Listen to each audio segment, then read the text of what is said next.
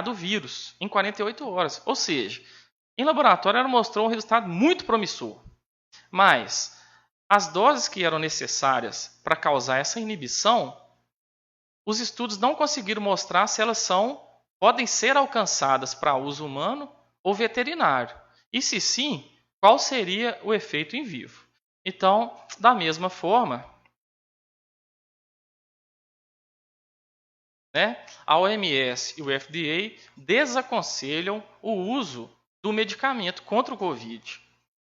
E relata que ainda são necessários mais testes para determinar se a ivermectina pode ser utilizada na prevenção ou tratamento da doença. Então, da mesma forma, também não é isenta. Apesar de ter poucos efeitos, ela pode trazer. Então, diarreia, náusea, astenia, que é fraqueza muscular, dor abdominal, anorexia, constipação intestinal, vômitos e alterações hepáticas. Pode levar a tontura, sonolência, vertigem, tremor, prurido, que é coceira no corpo, urticária. Pode levar a edema, que é o inchaço, facial ou periférico. Hipotensão, que é a baixa da pressão arterial.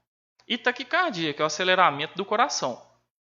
E a mesma coisa, ela pode trazer alguns casos de hepatite aguda. Então, nós vimos que alguns desses medicamentos têm um efeito cinético, ou seja, causam problemas semelhantes. No caso aí, a hepatite, ela é um problema que pode ser causado tanto pela ivermectina como pela cloroquina e hidroxicloroquina.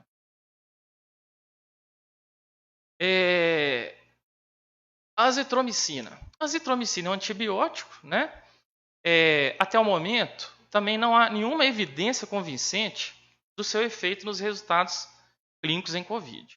Não mostrou benefício no uso da medicação em pacientes internados. Então, um dos estudos que mostraram isso é o estudo Colisão. Esse estudo, no Brasil, ele é composto de uns principais hospitais, o Einstein, o HCOR, Sírio-Libanês, entre outros. Então, é um estudo brasileiro de grande relevância que mostrou que não tem benefício no uso da medicação para o paciente internado. Então, aí tem os efeitos colaterais possíveis da azitromicina. São vários, Como são vários, eu destaquei alguns principais aqui. Monilias, que é a candidíase. Anafilaxia, que é o quê? O choque anafilático, pode levar à morte. Hipotensão, assim como ivermectina. Tontura, convulsão. Distúrbio do paladar e olfato. Então, a pessoa, às vezes, nem está com o Covid, ele toma a azitromicina para evitar, de ter o Covid, ele pode apresentar um sintoma próprio do Covid. A partir desse sintoma, ele vai saber se esse sintoma é proveniente do Covid ou do uso da medicação. Então gera uma confusão na cabeça da pessoa que está usando, Vômito e diarreia, e pode levar também lá embaixo, insuficiência hepática, E algumas dessas insuficiências hepáticas causadas pela medicação resultaram em morte, Arritmia também. Então, o Recovery, que é um grupo de estudo inglês, onde eles avaliaram mais de 20 mil pacientes e 176 hospitais no Reino Unido, ele mostrou que com esses grupos aí, foram comparados que 2.582 pessoas usaram azitromicina e outros 5.182 não. Os pacientes que entraram no estudo, com média de 8 dias após o início dos sintomas. Então, para vocês terem ideia, esses pacientes já estavam, inclusive, doentes. O braço da azitromicina, ou seja, o grupo que foi submetido ao uso de azitromicina, também foi encerrado em 27 de novembro. Por quê? Porque trouxe que os malefícios ou os efeitos colaterais causados pela medicação eram maiores do que o benefício do uso da medicação para prevenção e tratamento do Covid. Então, nessa análise preliminar, não mostrou nenhuma diferença significativa no desfecho da mortalidade em 28 dias, ou seja, o grupo que usou Covid, que usou azitromicina, e o que não usou, os dois apresentaram a taxa de mortalidade de 19%. Né? Então, diferença nenhuma. Então, ele não tem, segundo os estudos, efeitos benéficos sobre o risco de progressão para ventilação mecânica ou internação hospitalar. Então, traduzindo, não é um medicamento para prevenir a doença e nem prevenir a complicação da doença. Né? Outros que estão sendo colocados também, um deles é a dexametasona. A dexametasona é um anti-inflamatório já conhecido, né, há muito tempo. Ele teve um efeito, ele reduz a mortalidade nos pacientes de COVID sobre ventilação mecânica por mais de 7 dias. Então, o que? É um estudo que mostrou que apenas os pacientes que já estão com diagnóstico internado e sob ventilação mecânica se beneficiaram do uso dessa medicação. Então, não é uma medicação que a gente deve usar, né, no início da doença, corriqueiramente. Então, a OMS, novamente, né, e o RKI, que é o Instituto Robert Koch, recomendam o uso do medicamento só nesses casos. Porém, eles falam que a dexametasona não deve ser utilizada em pacientes com sintomas leves, tampouco de maneira precoce.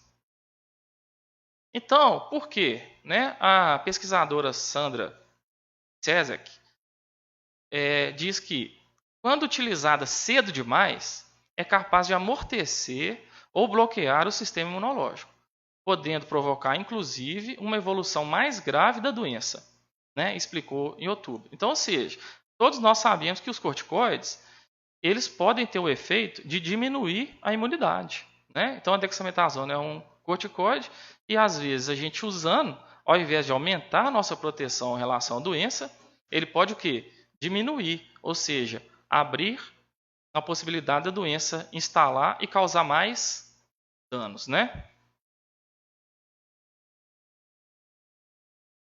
Aí também está a lista de efeitos colaterais, né, que não é pequena, e aí nós exaltamos ali algumas para ficar mais claro. Insuficiência cardíaca, né, pode causar hipertensão naqueles que não têm, posso passar a ter, pode causar diabetes melito, né, que é a diabetes, úlcera péptica, ou seja, úlcera de estômago, pode levar também a pancreatite, convulsão, aumento de pressão intracraniana, né, que pode levar a convulsões, pode gerar glaucoma. Então, assim, tem uma listagem grande. Estou colocando alguns aqui só, né, que são os mais conhecidos. A vitamina D, né, então, assim, os estudos verificaram que os níveis de vitamina D são mais baixos nos pacientes com COVID que foram hospitalizados, em comparação com a população normal. Mas não mostrou, esses estudos, que a relação entre a concentração de vitamina D e a gravidade da doença. Né? Então, na prática, não estabelece relação causal entre hipovitaminose, ou seja, baixa da vitamina D, e o risco ou a gravidade da infecção. Né? Mas ela tem também efeitos adversos. Né? Secura da boca, dor de cabeça, sede excessiva, urina excessiva, perda de apetite, náuseas, vômitos, fadiga, né, cansaço, sensação de fraqueza, dor muscular, prurido, perda de peso, né? Sem falar também que ela é uma vitamina de composição oleosa, ou seja, ela é metabolizada pelo fígado. Então, mais um medicamento que sobrecarrega o nosso fígado. Aí nós temos alguns também que, à primeira vista, parece até inócuo, né? Então, assim, paracetamol é um medicamento tão comum, né? A gente pode chegar ali na farmácia e comprar agora. Mas apresenta, além de o paracetamol em si não apresentar nenhum efeito na evolução da doença, mas pode diminuir os sintomas, né? De dor, de febre, né? Então, é um tratamento o quê? Paliativo. Mas, em grandes doses, ela pode causar o quê? Hepatotoxicidade, que é, novamente, a doença do fígado. Né? Então, já é estabelecido em alguns estudos que doses maior que 7 gramas levam a hepatite aguda, onde a pessoa necessita de transplante de fígado.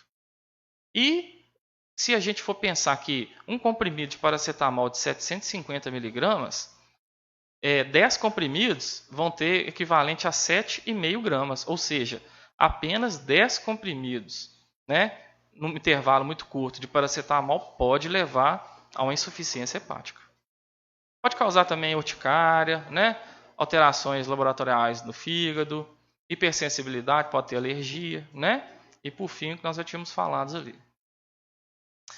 Então, assim, esses foram os dados das pesquisas que mostraram os principais medicamentos que vêm sendo citados como medicamento para tratamento precoce, né, e prevenção do Covid.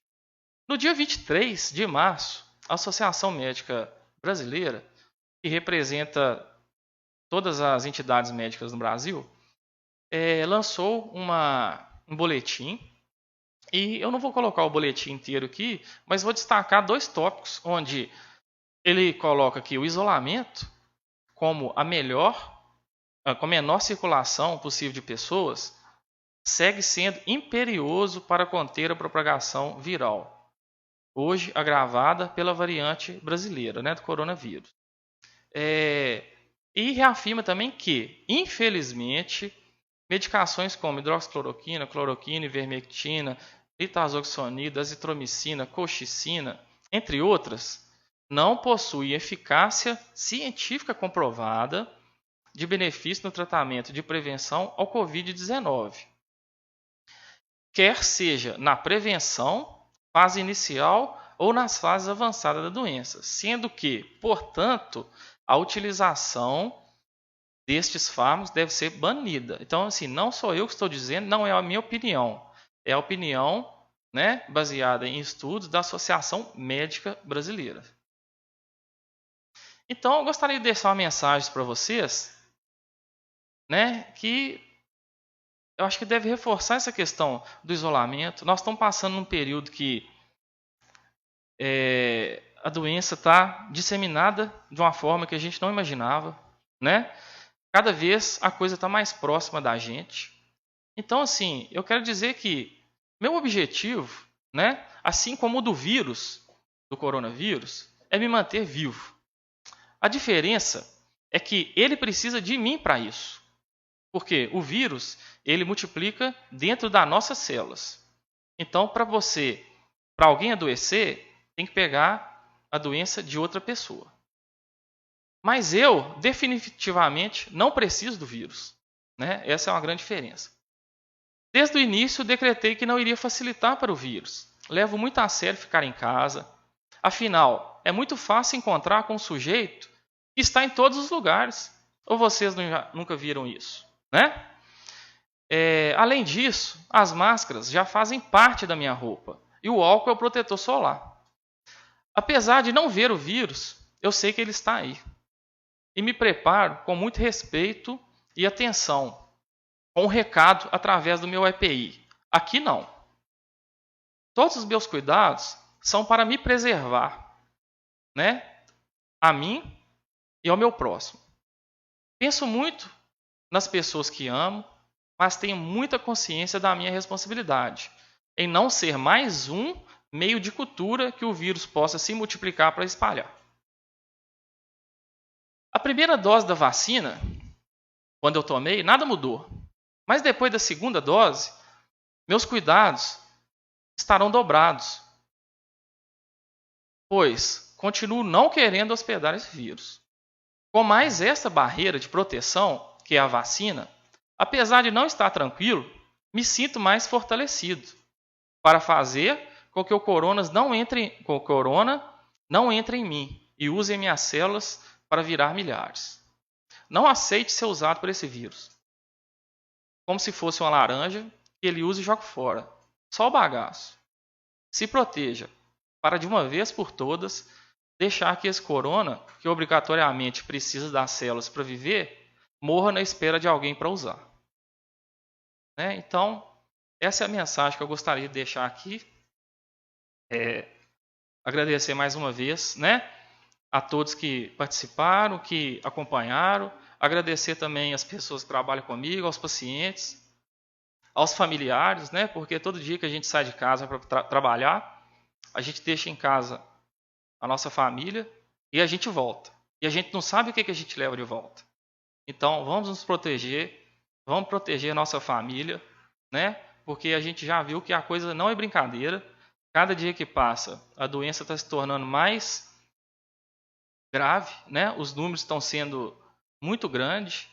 E eu gostaria muito, mas eu gostaria muito mesmo de sair daqui e falar para vocês que descobriu-se a cura, que tem um medicamento que vai curar a doença.